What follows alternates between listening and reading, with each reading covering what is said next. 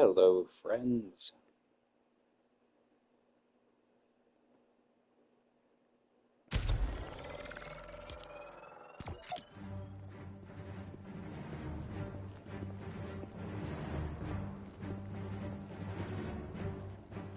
Hey, Lamp Bro, welcome.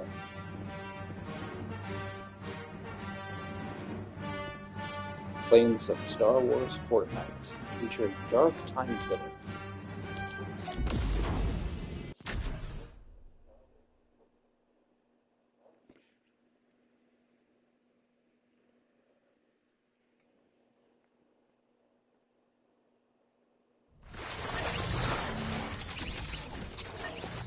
Yeah, they have another Star Wars event. It's always Star Wars or Marvel with Fortnite. I guess they go where the money is.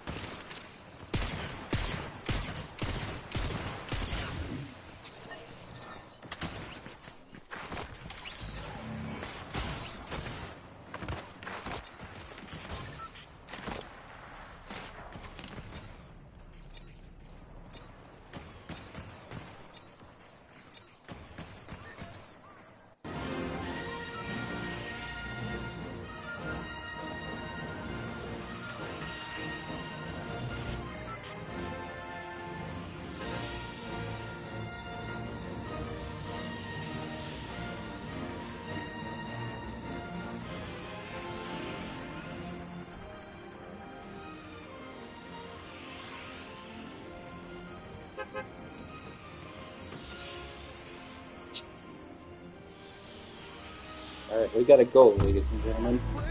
10 super chats, 10 super chats, and I dance a jig. You won't be able to see it, but just take my word for it, I'll do it.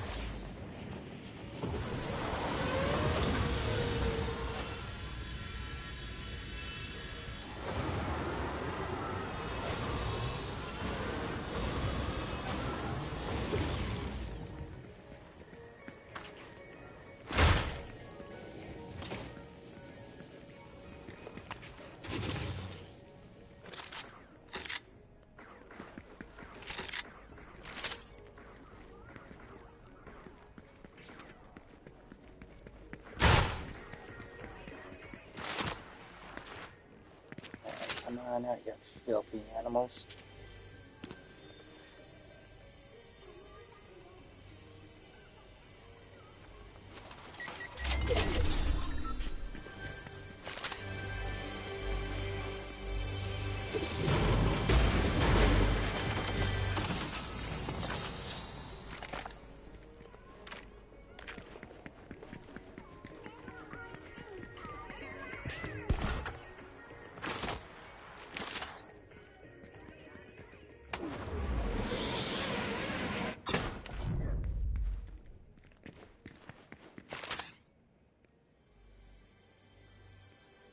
I actually sort of somewhat hate the Star Wars weapons. They are not very good.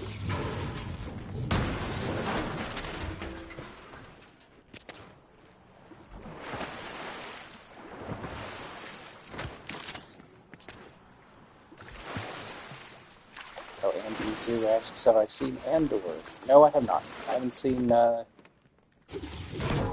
any of the Star Wars shows, nor do I plan to.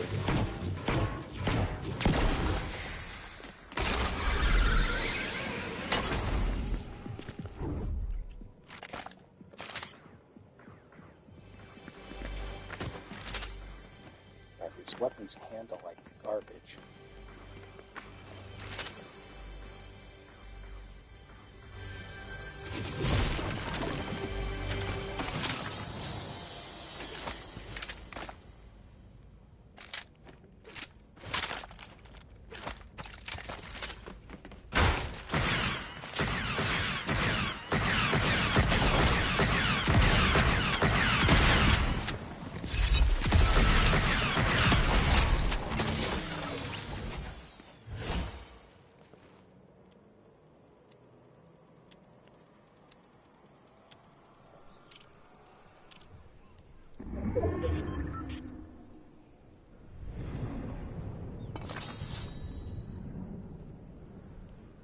Thank you very much, Monkey Meth.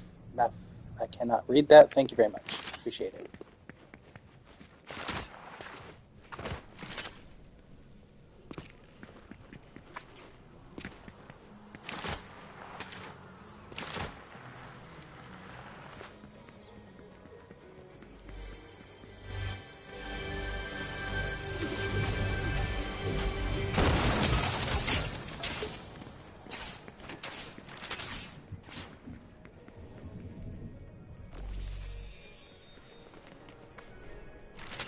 Oh shit.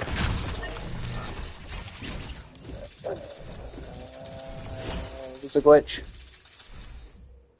The sun was in my eyes.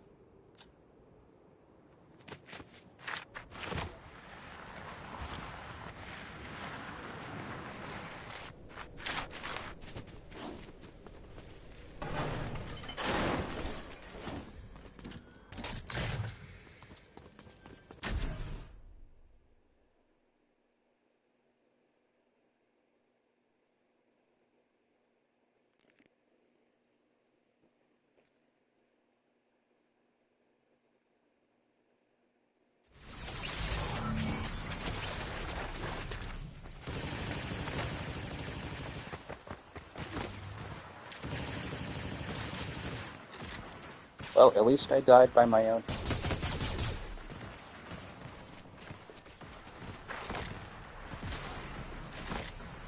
Not getting lobbed in half by Ewan McGregor.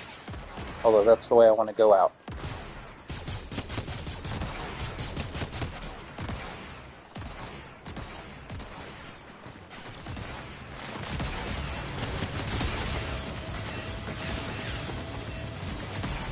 I want to leave this world by getting lobbed in half by Ewan McGregor. And if they ever make a documentary about my life, I want it narrated by Matt Berry. If they don't have Matt Berry narrate, don't tell them not to bother.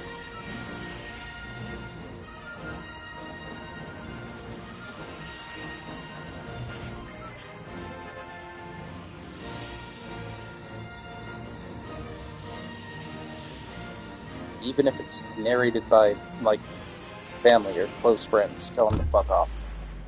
Matt Berry or nothing.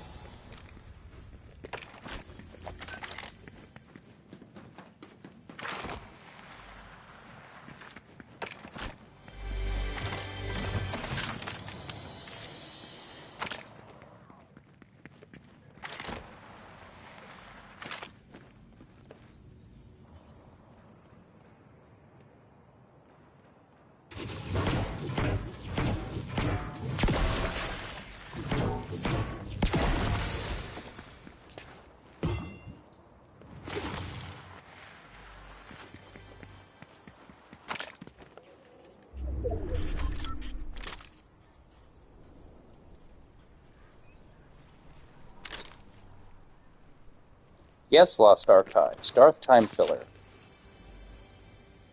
I figured it might be appropriate to make a couple of things Confused Matthew themed, just for fun. Actually, I was thinking about streaming the Lion King video game, just for that theme.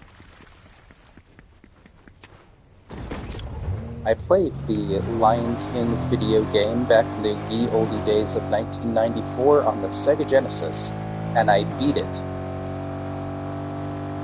And I didn't have a shred of fun the whole time I was playing it. It was just a pride thing.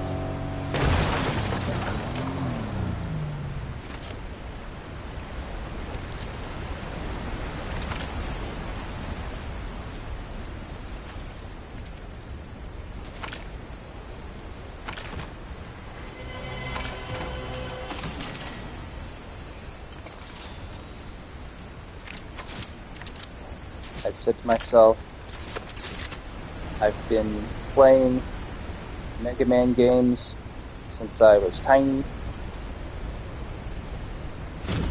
I beat DuckTales on the NES when I was 8. I can do this.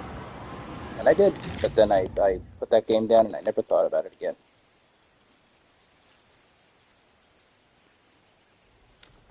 Yeah, the reason that I sought that game out at the time is it was a really good-looking game for the time. The art was really nice, and as a lot of people know, the art is one of the things that I liked about The Lion King.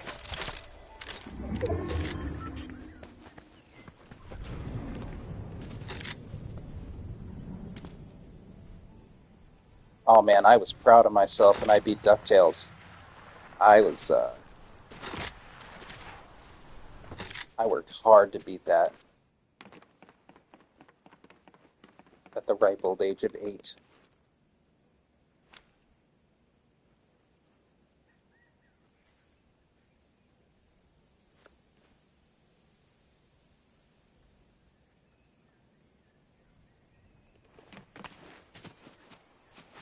I just want to let you guys know, not promoting or anything, but I finally got the super chats turned back on. So if I ever miss one of your chats, the best way to make sure I see them and read them out is to pay me.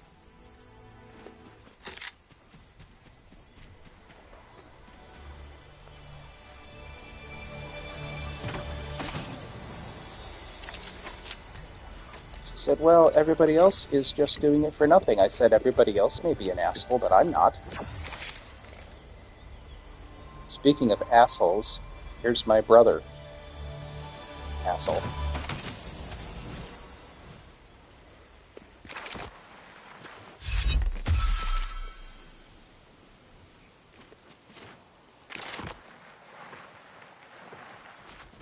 You know what? I think that's a good idea. I think that would be fun.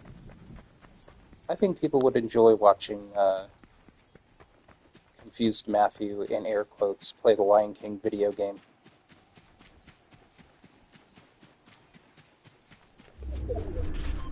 Maybe I'll do it. Maybe I'll do it later today.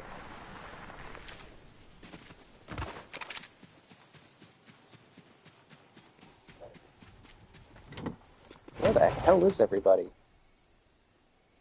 Oh, I thought this was a portal, and it's not.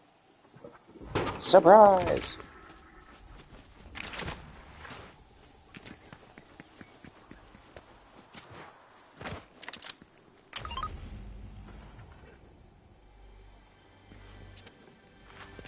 Somebody's asking how long it's been since I actually donned the ego of Confused Matthew, and I think it's been since about 2017. As you know, there's like Confused Matthew in my own personality somewhere.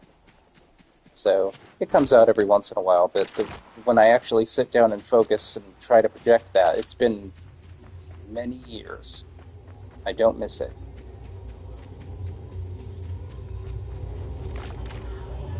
Shit, I don't have a freaking...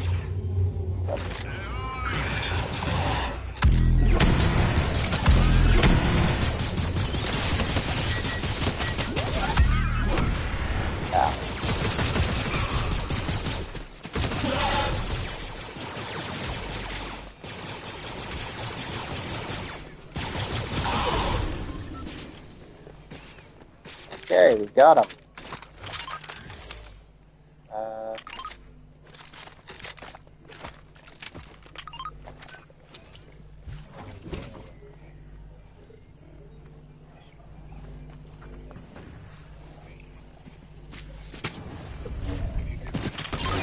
Ah, shit. No, no.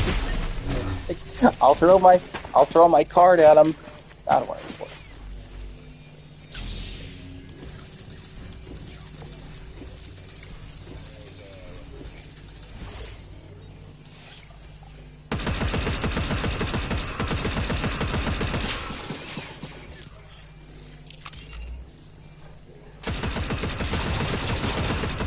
Yeah, Confused Matthew... The Confused Matthew, let's call it character. I've actually come to dislike that term because I have noticed and have been made aware of this phenomenon where when anybody does like reviews on the internet under the heading of like a character and they say something horrible and people call them out for it, they're like, no, I was playing a character. And so it has kind of come to be seen as a sort of an excuse. But let's just call it a character for the sake of simplicity. Uh, as I say, there is a little bit of me in there. You'll hear it every once in a while, sometimes on these streams, when I just get yeah, a shield from criticism. Yeah, that's what I meant. Am I doing that when I talk about Confused Matthew as a character? I hope not. But to the extent that Confused Matthew is a character, there is some of me mixed up in there, and that some of me is me at a 10, and I'm usually at a like a 2 or a 3. Oh, somebody's asking if we can do a custom. I don't know what that means. Please explain.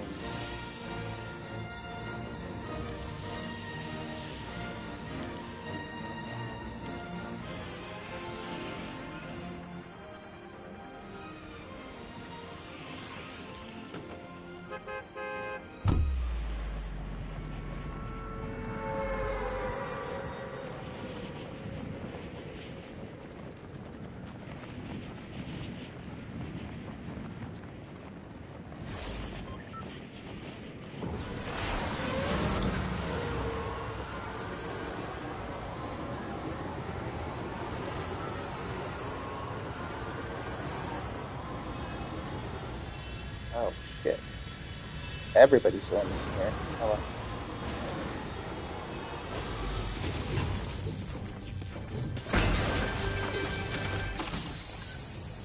give me them toilet weapons.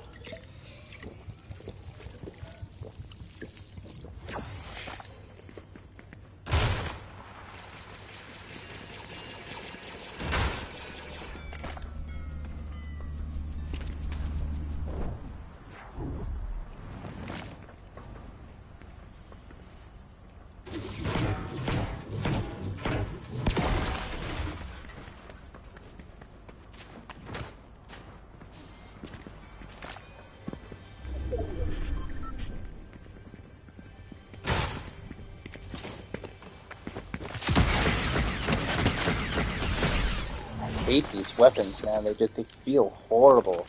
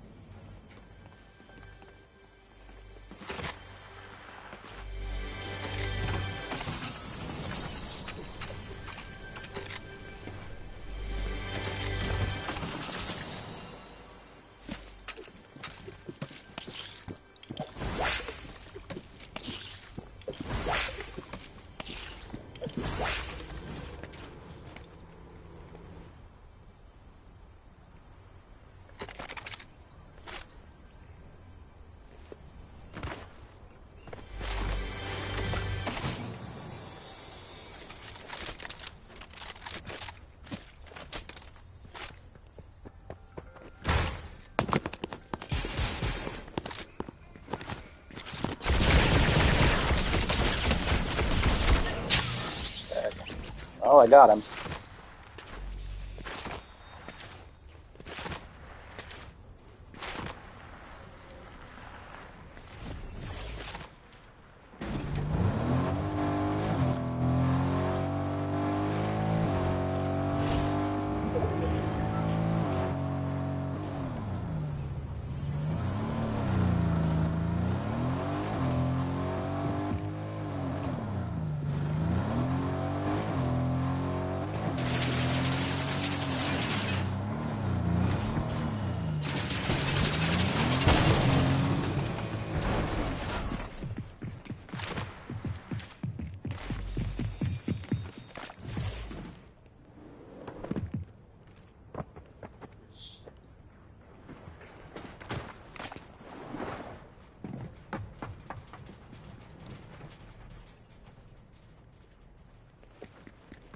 Oh man, you know what? I might end up, not right now, but I might end up having to cut this stream early. I was going to go for a little bit of a long while, but they are doing construction around here, and they're going to start banging on my freaking wall.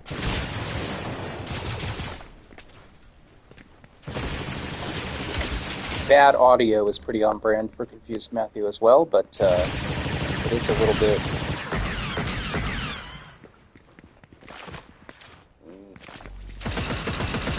My favorite console, if somebody asked what my favorite console of all time is, it is the Switch.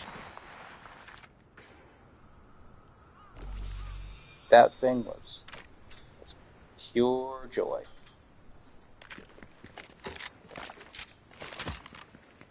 And I recently pre-ordered me a Switch 2 because I am a sucker. Don't even need that thing, but I want it. I want it to be mine.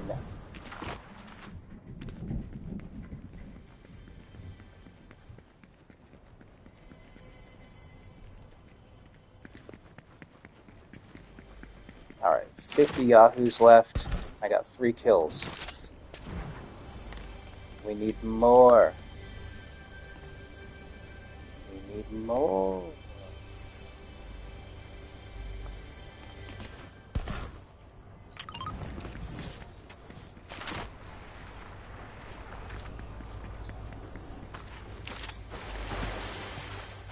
Oh yeah, the site was crashing on me like crazy. I had all the same problems that everybody else was, and I just got really, really lucky.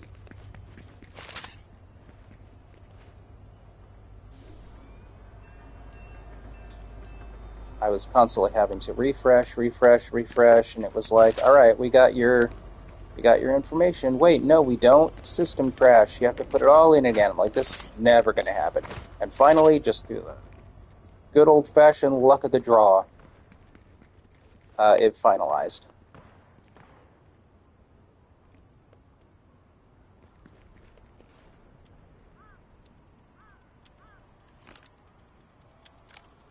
He says, I don't know what kind of Battlefront mod this is. That's funny. Never actually played Battlefront, ever in my life.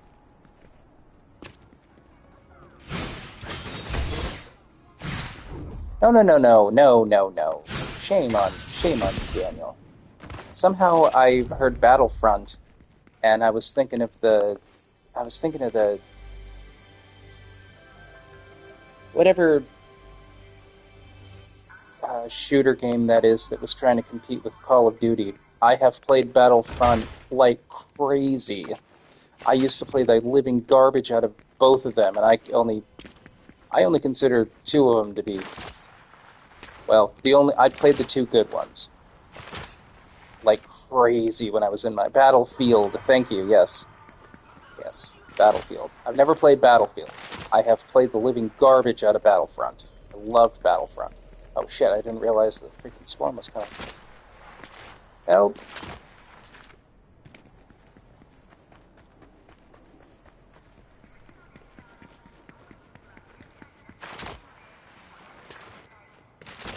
Yeah, Battlefront and Battlefront 2 on the PS2.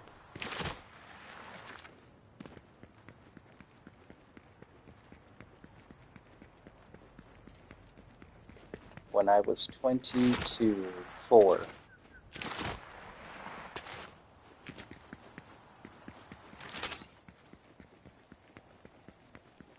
Just realized that was literally 20 years ago. So sad. So sad. Goodbye, youth.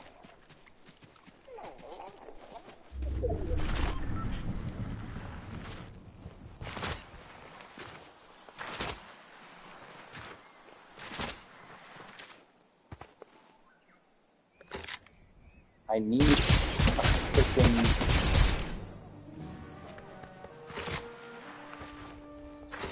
freaking sniper rifle is what I need.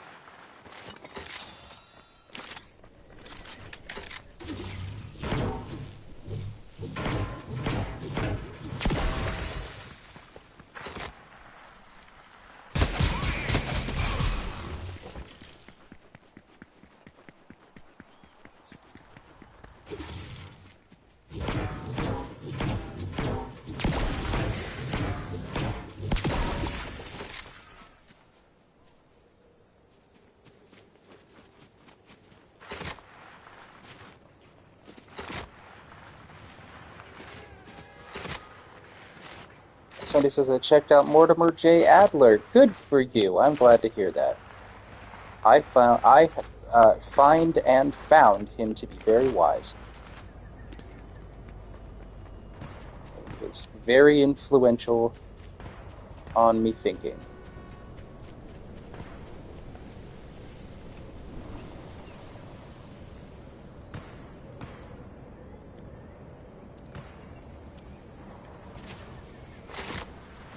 There's a Mortimer J. Adler video on YouTube where, this was in the 1970s, he had a Socratic-style roundtable of people in different fields, and he got them all mad at him for suggesting that there's an objective reality to things. But people get upset over very silly things. But I would think that would be a rather uncontroversial statement. But no, they were mad.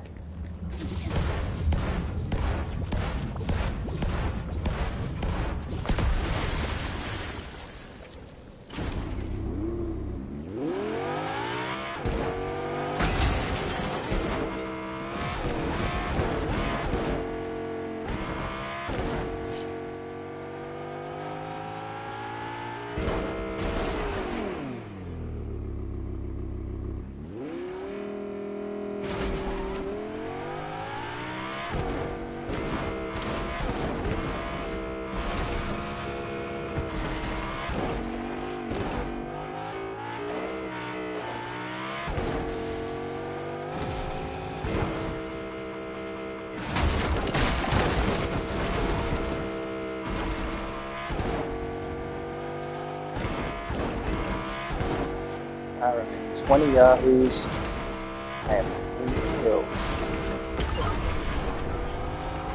Just can't seem to find all the yahoos today. Don't know where they're hiding.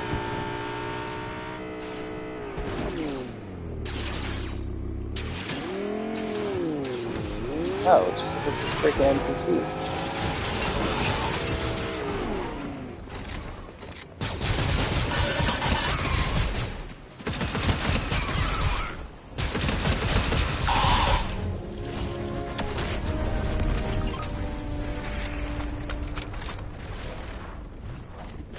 Oh yeah, they're starting up the construction like crazy.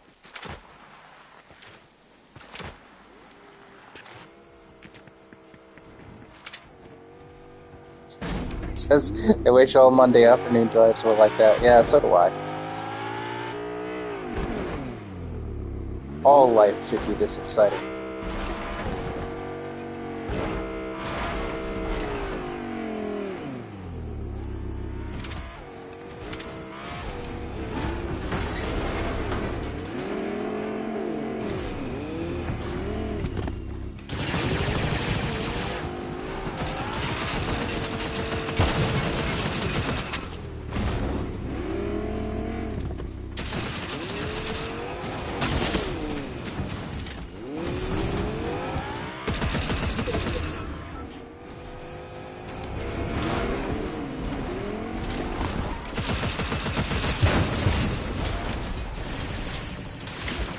Yeah, I knew it. She was trying to do what I was trying to do.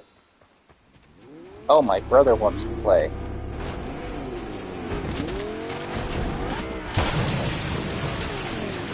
Yeah. Oh, hell, this person can actually shoot. I didn't realize.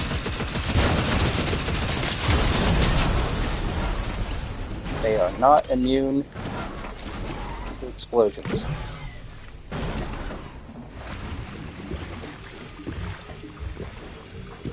Lug, lug, lug, lug, lug, lug, lug, lug, lug.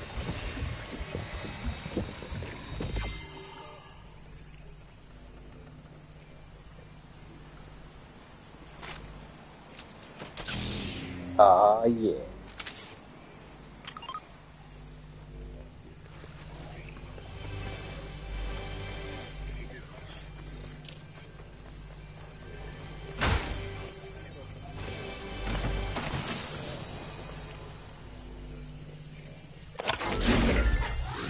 Okay, we got We got 33. We got 29 seconds left on my goal.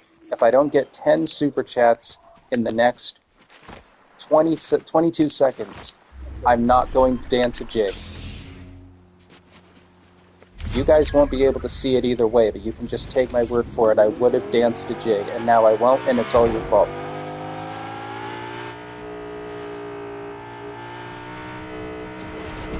Everything is good. Thank you very much for asking. Everything is mighty good. Except I wish I had a red lightsaber. For Darth Time Filler here.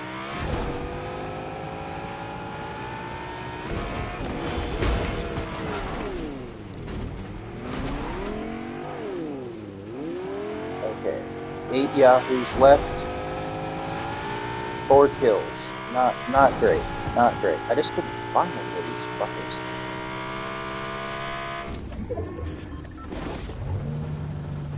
Oh, red lightsaber. We're gonna get us a red lightsaber.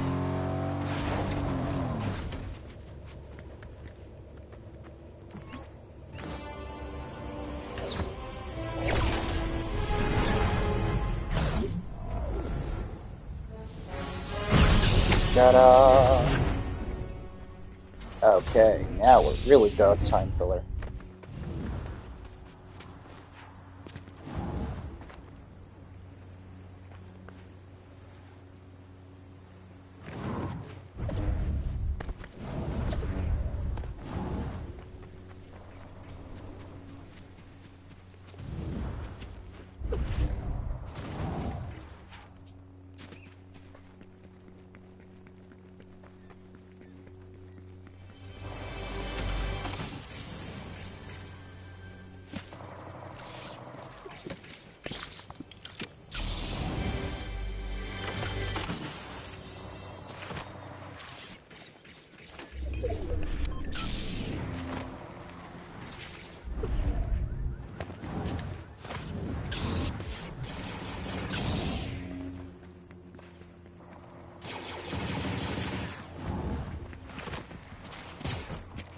No, brother mine, I cannot hear you.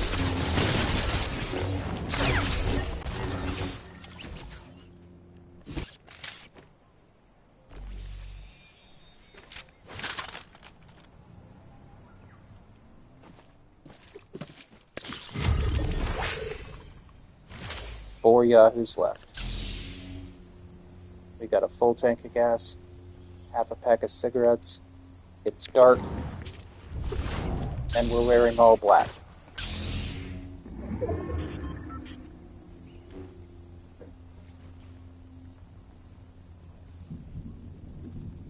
They're all gonna have to congregate here.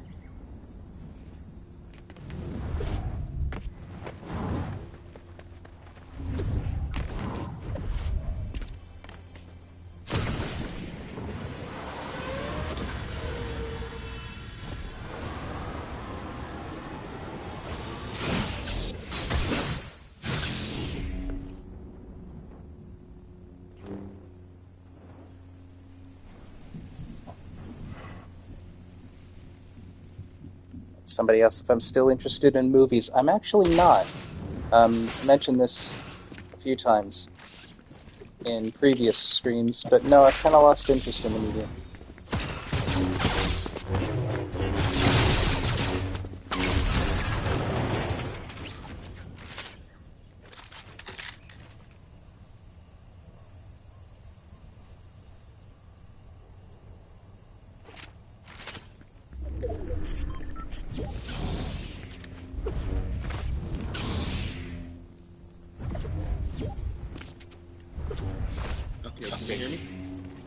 Now I can hear you.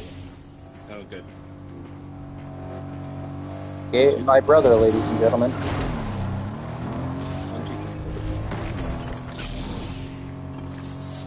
Okay.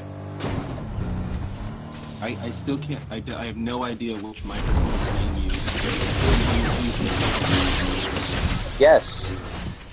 Okay. Stop asking. Okay, the reason... And my headphones are dying, great. Yeah, the reason that those people were upset that he was arguing that there was an objective reality is because in the 70s, and this very day, there was this really poorly thought out notion that when we said objective reality, we were just imposing our own Western perspective on things. So what they took him to be saying was objective reality means that insert all of these Western conventions here, like the British Empire is, the greatest empire in history, and the Manifest Destiny was, real and great, and it was great to convert everybody to Christianity. And it was that was their that was what they were. That's what they were hearing a lot of the time, and what they were arguing in response was, no, there's other perspectives and there's other cultures and there's other ways of looking at things, but what they failed to understand was that still means there's an objective reality. Well, I liked his response to that. He's like, yeah, there are other perspectives and there are other ways of looking at things, but those other perspectives and ways of looking at things also have an objective standard, and that seemed to make him even more mad. Well, it did, because again, they couldn't get that out of their heads. They thought that objective reality was just a Western dogma, and it's not. And he wasn't talking about that. Yeah, I liked the fact that he got into an argument with Jamaica Highwater, who was an absolute fraud, and was posing as a Native American when he wasn't. And Jamaica Highwater later went on to be a consultant on Star Trek Voyager. So if you ever want to know why Chakotay was spouting bullshit when he was talking about Native American stuff, it's because they got a literal con man to do to consult with them. It's pretty. It's not. It's funny, but it's not. No, it is funny, and it's funny that it's exactly what you would expect from the Voyager team. Well, I don't know. They tried to make a good show. Hold on, of course my headset just died. I can still hear you.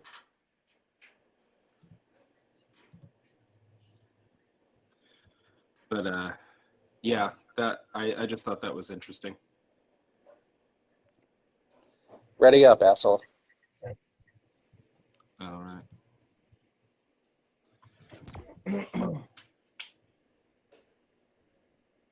Someone in the chat saying that the crying highway trash Indian was actually Greek, which is it wouldn't surprise me.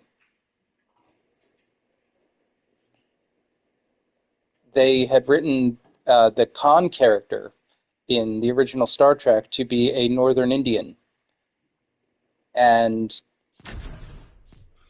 Ricardo Montalban was Mexican, and they were like, close enough.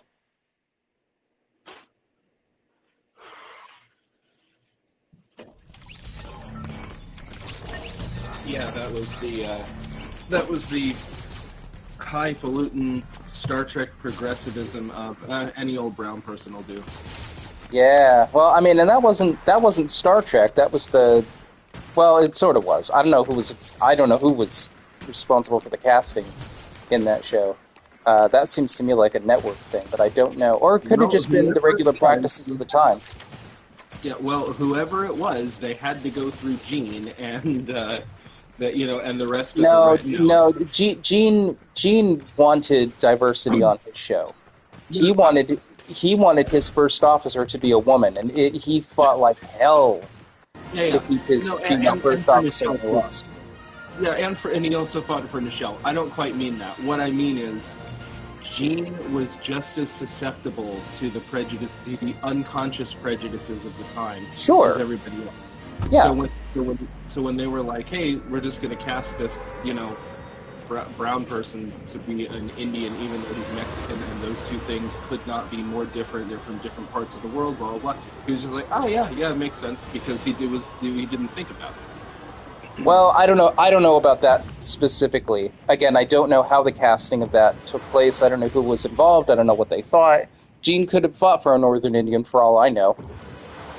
But it remains true that whoever it was, that was the general practice at the time, and that's unfortunate. They would have white people playing black roles, have white people playing all the roles. So yeah, 60s. What are you going to do? But Gene was extraordinarily progressive for the 1960s. Yeah, of course he was. Of course he was, and we mustn't. I've had very nuanced conversations about him because the fact of the matter is, I like how you can see all the spaceships, the Star Wars ships in the background there. Yeah, I hate the Star Wars events, but what are you going to do? I just like how you can see the Star Destroyers. It's like the aesthetic of it. If you talk about racial and gender stereotyping in the 60s, Star Trek would have done one of the most egregious examples of any of this. So it's like it's difficult. It kind of shows you how it is very hard, even for progressive people, to disjoin themselves from prejudices and biases that we take for granted in our society. And I don't think that's obviously that's not an indictment of Gene. I say this all the time. One thing that Gene was always talking. He wanted everybody to see how anti-capitalist he was, and he did that episode in season 1 about how stupid capitalism was, but he also wrote lyrics to the Star Trek theme so that every time it played, he got a check. So he kind of stole that. It's very up and down. I was having that conversation not about Star Trek, but about the issue surrounding Eugene Landy. Brian Wilson has been on my mind a lot lately, and I watched Love and Mercy again recently, and the people behind that were like, yeah, a lot of people don't know about the Eugene Landy story, so we're going to tell young Brian, and we're going to show the whole thing about Landy. And I said to myself, there are people that don't know about the Eugene Landy story, and then I had to remind myself, there are people who don't know who Brian Wilson is. Like, not everybody has no life like I do. So the question that I had was, hang on, I'm coming to help you. Did Eugene Landy care about Brian? Or was he just trying to, or was he a vampire who was trying to, exploit him? And I think the answer is both. I think there's a part of Eugene Landy who really cared about Brian and wanted him to get better. In a really, really fucked up way, he succeeded in that, in a sense, for a little while. But he also wanted his cut. Well, and it wasn't just his cut. He also, whatever word you want to use, he manipulated Brian into thinking that his family was all against him. That's one of the... Somebody enters into like a power... that sort of power dynamic when you turn somebody against their family and their friends, so there's the only person they have is you, and the only person they can trust is you.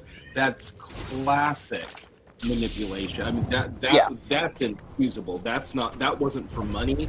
Maybe it was for money, but that was for power. That was for control over Brian. And maybe he thought that was the only way that he could help, but I don't think so. I think he was on a power trip. And I think he found in Brian somebody who was very easy to control in that way and to make dependent totally on him.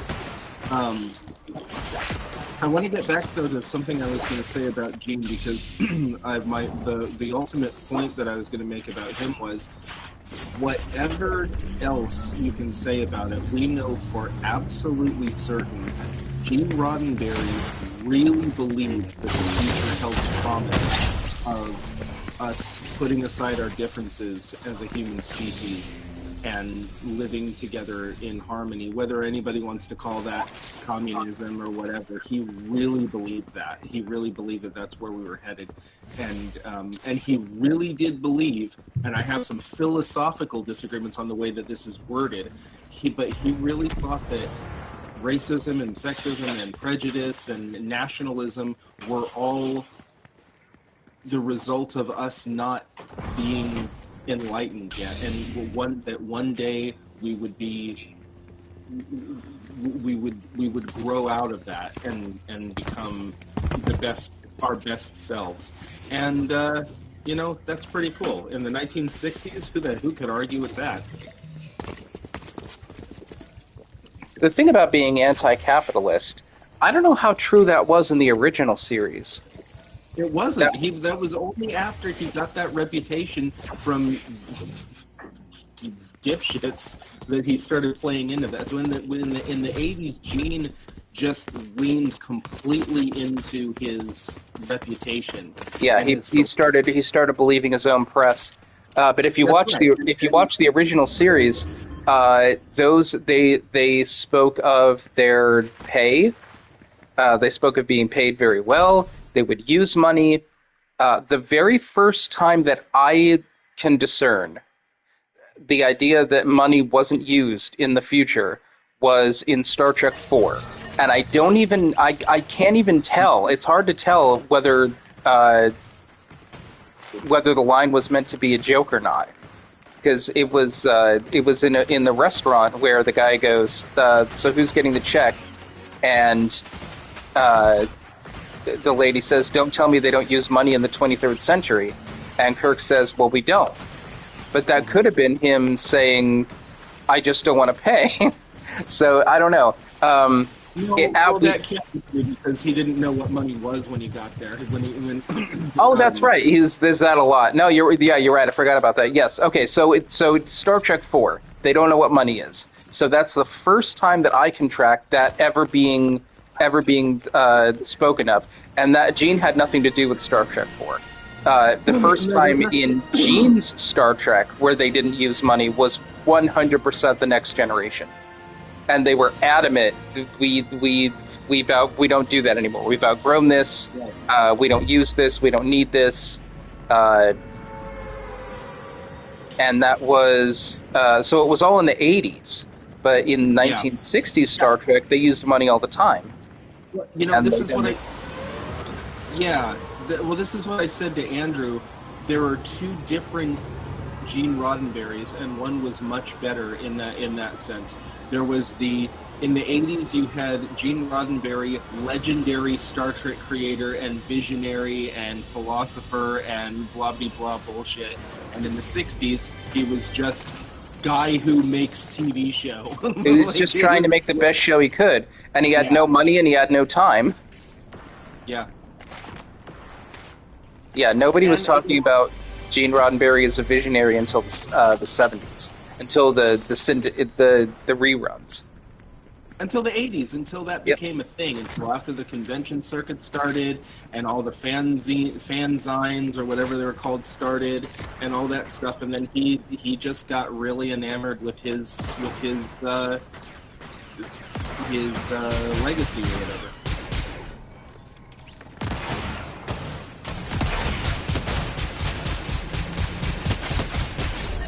I hate these weapons. I wish they had a mix of them. Yeah. Because this is going out live. And because I don't know. Hi, Dan. Is that your wife? That's my wife. You need to keep your wife under control. You son of a... No, yeah, you're right, I do. Hey! What? Stay under control! You don't control me! No, don't embarrass me in front of my friends.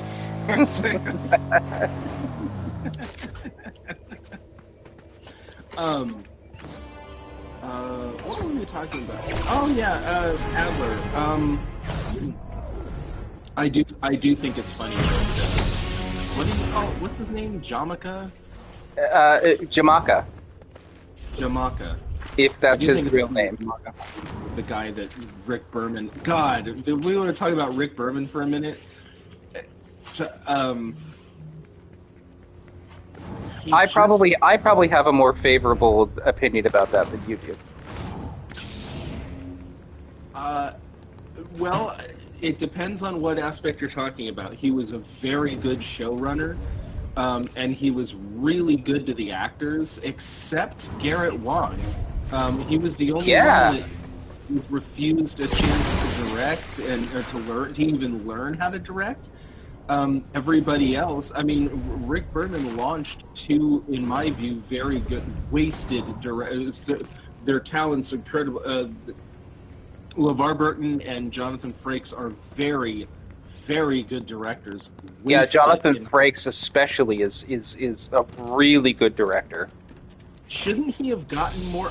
After First Contact, everybody, to my understanding is, everybody told him, you're going to start directing major motion pictures now. And then after, what was the one after that? Insurrection. Everybody was like, oh, you're just a TV director. And then he got, like, what the fuck? Well, no, I haven't heard that. Nobody was telling him anything about his career.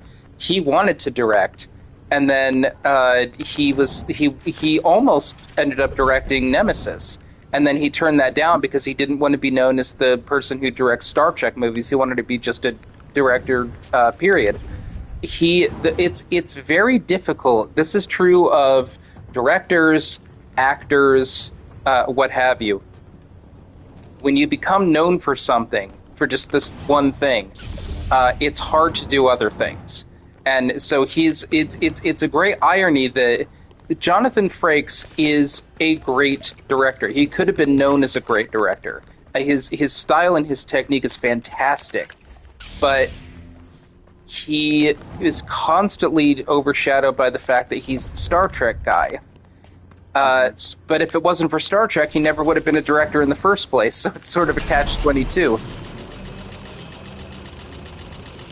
Yeah, I guess I just remembered hearing a lot of buzz about him after he directed First Contact and made the best looking, best directed film in that whole series. Here, get yourself some force powers from Ray here. Oh, okay. Oh, yeah, talk to Ray and she'll give you some force powers. Yeah, he directed horror in that movie very, very well. Like, yeah, when I was 15, so maybe I was just easy to. But some of those shots really freaked me out. He did a great job. Oh, we hadn't really seen anything like that in a Star Trek movie before. By the way, I just want to say for the record, I really like the fact that Alan Wake has a lightsaber. Like, this is clear. This is something that could be in one of his. Yeah, that's true. His broken mind could come up with this, and I like that. No, give me like.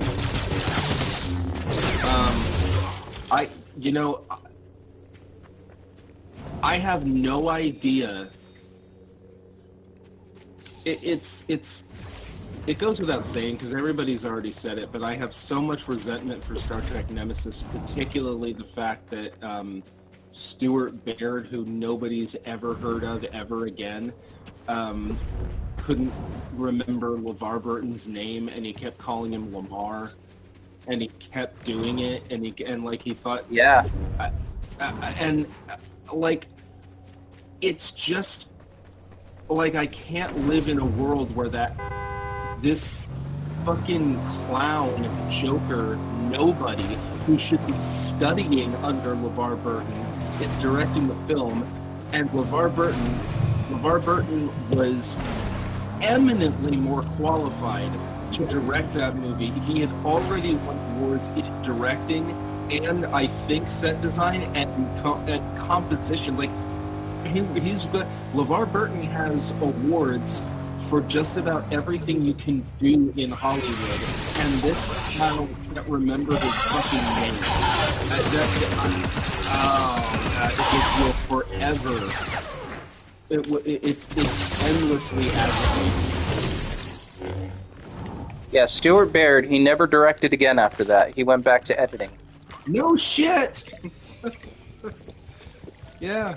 I don't know I why don't. I don't know. anybody. I don't know anything about how that deal was made. I don't Well, know because why they didn't just get. Uh, why they didn't have John Logan direct. They already had him.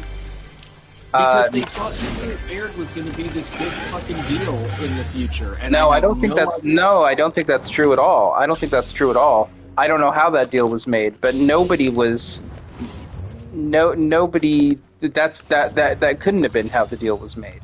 I don't know. I don't know why they got him. They thought he was going to be a big deal, and they wanted to get him at the nadir of his, not the nadir, the beginning of his big illustrious career. Um,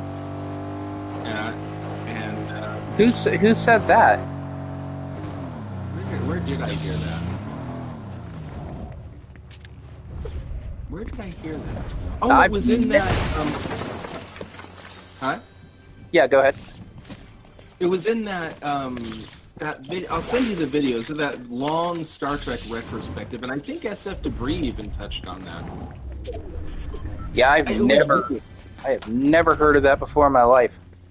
Yeah, I'll send you the video. But whatever it was weird because he was absolutely nobody, and he wasn't very good, and he didn't get along very. I love,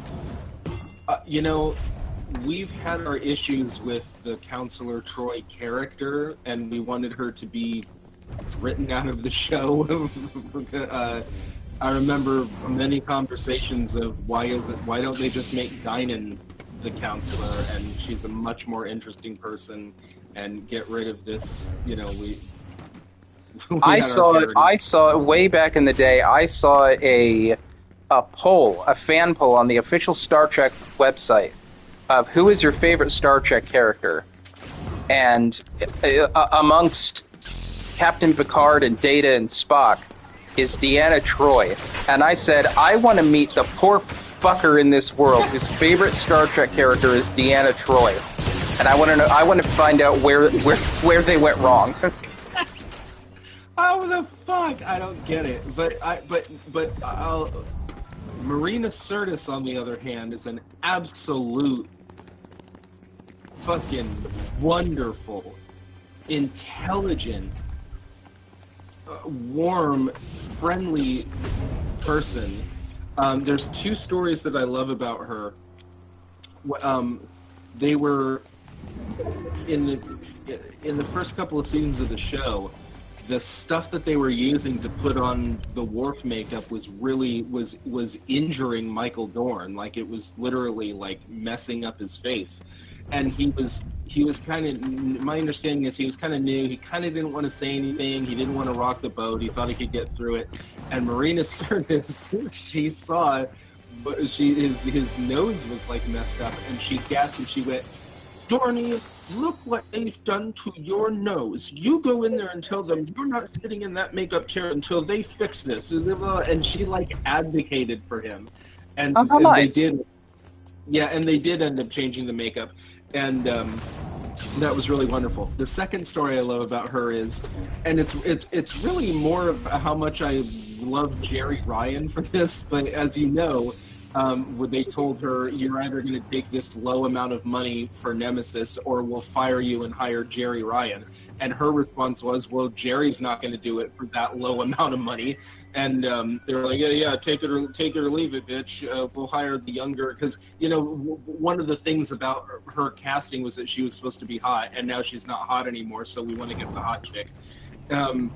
And so they told her that they weren't going to bring her back in the movie, and they were going to get Jerry Ryan. They called Jerry Ryan and said, "Oh, please be in this movie, Jerry Ryan, please."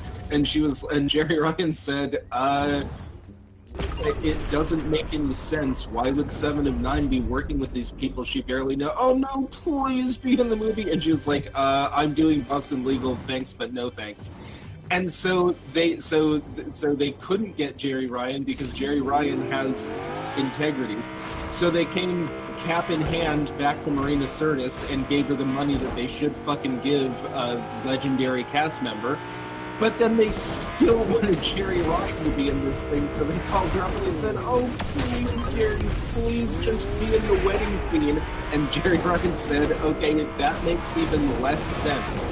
Why would I be at the wedding of somebody that I don't know? No, I'm doing Boston Legal, thanks, but no thanks." And like never talked to me again. Yeah, it's hard to conceive of how they would have worked that character into the film. You almost wish they had, so just to see how bad it would have been.